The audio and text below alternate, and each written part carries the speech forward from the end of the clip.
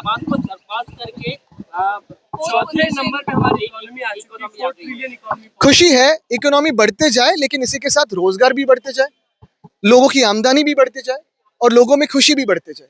क्योंकि आज अगर आप देखें तो सबसे बड़ी दिक्कत इस देश में बेरोजगारी है, सबसे बड़ी दिक्कत इस देश में महंगाई है, और यही है कि सरकार इस पे सीरियस है कि नहीं पता ही नहीं चलता। क्योंकि अगर किसी को पूछे सरकार में कि क्या करना चाहिए तो कहते हैं भजिया तलो। ऑपरेशन सिंदूर को लेकर जो बीजेपी के खासदार है, राज्यसभा के सांसद ने जो कहा है, और ये कहा कि वीरांगना नहीं। ये भाजपा की मानसिकता है, जो वो छुपाना चाहते थे, जो उनके मन में है वो बाहर आ गया। इसके पहले भी हम देख रहे हैं राजीव जी कि हमेशा इस तरह के बयानात आते रहे।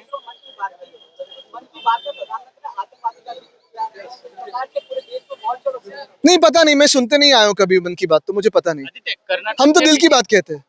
कर्नाटक के उपमुख्यमंत्री है, जिसमें एनडीए के मिनिस्टर्स और CM chief ministers will be attending operation Sindoor को लेके। और बट सवाल यही है, अगर दुनिया भर में हम ऑल पार्टी डेलीगेशन भेज रहे हैं और हम सब भारतीय हैं, तो फिर यहाँ क्यों ये वाद हो रहा है कि एनडीए और नॉन एनडीए? सारे चीफ मिनिस्टर्स को बुलाओ। जो बॉर्डर एरियाज है वहां की तो 2-3 चीफ मिनिस्टर तो बाहर के हैं, दूसरे पार्टी के हैं, क्या दूसरे देश के नहीं है ना? एक ही देश है, तो क्यों इसमें फिर ऐसी डिवीजन हो रही है? एनडीए हो नॉन एनडीए हो, सारे चीफ मिनिस्टर्स को बुलाओ और ब्रीफ कीजिए। और हमारी तो मांग यही है कि पार्लियामेंट का सेशन बुलाइए।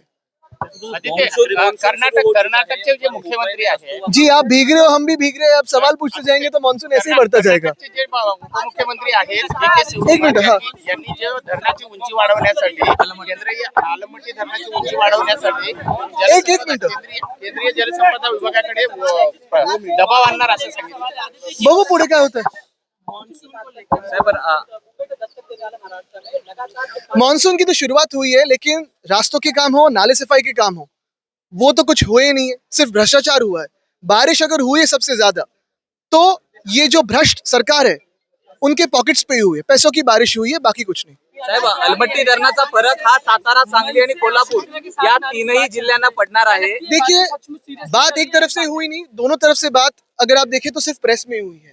और हमने यही कहा है कि महाराष्ट्र के हित के हो, समाज के हित के लिए हो, इस देश के हित के लिए हो, अगर कोई भी साफ दिल से साथ में आना चाहता है इस भ्रष्ट सरकार के खिलाफ, जो एंटी महाराष्ट्र है, जो भाजपा एंटी महाराष्ट्र है, जो भाजपा एंटी मुंबई है, उनके खिलाफ कोई आना चाहता है तो हम खुले दिल से स्वागत करेंगे।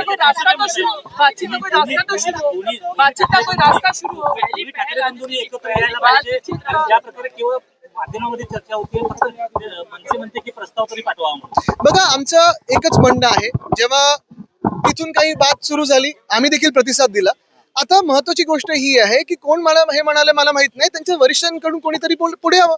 पण महत्वाची गोष्ट हीच आहे की आम्ही जिथे आहोत तिथेच आहोत। आणि एक तुम्हाला सांगतो, ह्या महाराष्ट्राच्या हितासाठी, देशाच्या हितासाठी, समाजाच्या हितासाठी जे महाराष्ट्र द्वेष्टे भाजप आहे त्यांच्या विरुद्ध, भ्रष्ट भाजप आहे किंवा एशनशी आहे त्यांच्या विरुद्ध कोणी जर एकत्र येत असेल तर आम्ही त्यांचं खुल्या दिलाने स्वागत करू।